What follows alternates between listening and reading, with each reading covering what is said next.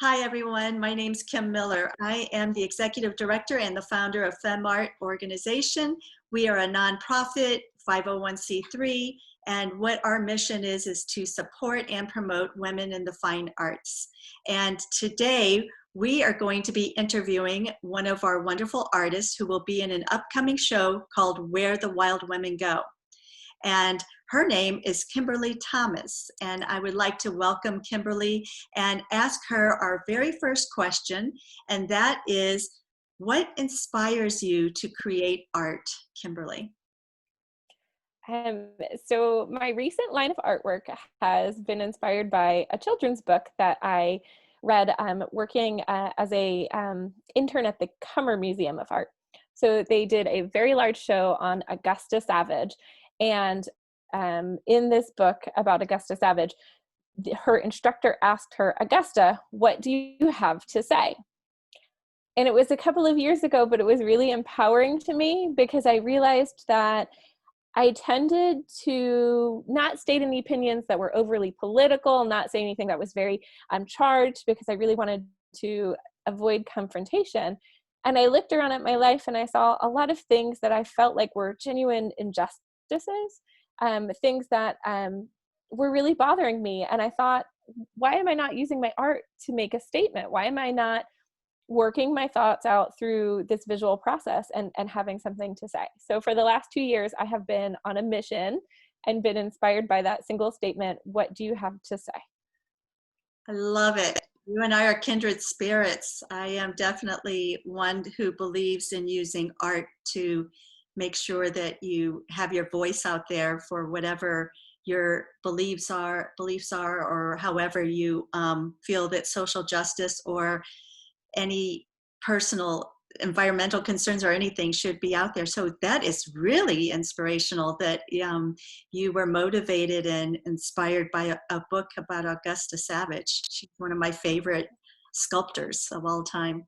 And my next question I would like to ask you is related to how you feel your art, and this is going to probably come back to a little bit about your inspirations and your voice, but how you feel that your art impacts the local communities here in Jacksonville, Florida. So I'm new to Jacksonville, so I hope that my impact will grow with time.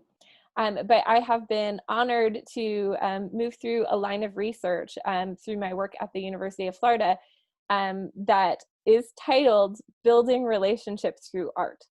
And I love the idea of using community-based projects to really bring people together who may not be together in the same room for another reason. And so my hope is that as I move forward and start building my life here in Jacksonville, Florida, that I can use art to really build community, build relationships, and give people a voice to speak about something that maybe aren't inclined to do that through words, that they can do it visually. I am so glad you brought that up. I'm so glad you mentioned about how you want to communicate beyond the spoken language. That brings us to a broader question, and that is the upcoming show, Where the Wild Women Go, is an exhibit that will be a virtual exhibit, which means FemArt is going global. And we will have your art, as well as the other 29 women artists, all being seen by anybody in the world who has access to the internet. So with that global vision and the voices being beyond the language barriers, what do you think your art will say, or how do you think it will be received by people all over the world in the global aspect? So that's a really interesting question, and I think it could start a wonderful conversation. I have found that some of the things that I speak about in my work, in particular, some assumed roles of women. My family is very interracial, and my children are biracial, and so I've been doing a lot of research as a white woman who is also a teacher, about how I can best serve my students of color. And in my research, I've had the opportunity to travel quite a bit. And so I've been traveling to Guatemala primarily and working with and collaborating with artists and researchers in Guatemala. And I found that the same concerns that I have are the same concerns that the researchers and the artists working in Guatemala have within their own communities. And the more that I travel and the more of the world that I see, I realize that we have so much in common in, as far as our struggles and the things that we find, you know, beautiful about the world and about life. So I'm hoping that as my work is seen globally through this amazing exhibit, that I'll be able to make some more connections with other artists and see how the conversations that I'm building here mimic the conversations that they have in their part of the world. Kimberly, what a great answer. That was awesome. I am just very, I'm going to be one of your big fans. That was, that was terrific. Excellent. I would also like to ask you another question, and that's about the artwork that is behind you. If you could just tell everyone, all the viewers, a little bit about what that is, its purpose is, and how it came to be, and exactly, I see it's textiles. So if you could just explain a little bit about your art process, that would be. Sure. So I absolutely love fiber art. My degree, I have a BFA in fine art, and I studied fiber and installations. And for a long time, I kind of hid some of the fiber art that I made when I had a small gallery space. And part of the reason for that was I feel like the second that you introduce textiles or fiber arts, there are folks who will come in and kind of judge them as being a craft, regardless of the fact that they're, you know, purposeless and they really are made for fine art. So I've been working on a series with some of the dye methods that I learned while I was working with artists in Guatemala, and purchasing fleece of sheep that are nearly extinct from farmers all over the world to help them preserve their breeds.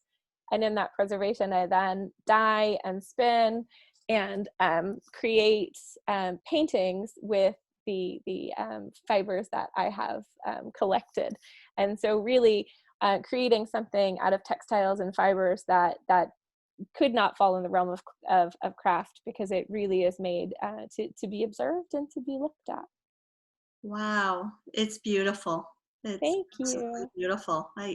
And I am sure that I am joining every viewer who is watching this interview in saying that we can't wait to see your artwork, not just in the upcoming show, but all future shows. So you are an artist to be following. So I'm really impressed.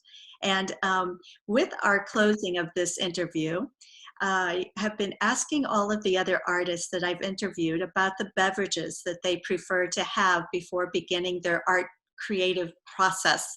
And so for you, I would like to ask if you would prefer tea or coffee or wine. What is your preference? So, Kimberly, have you ever watched the Gilmore Girls?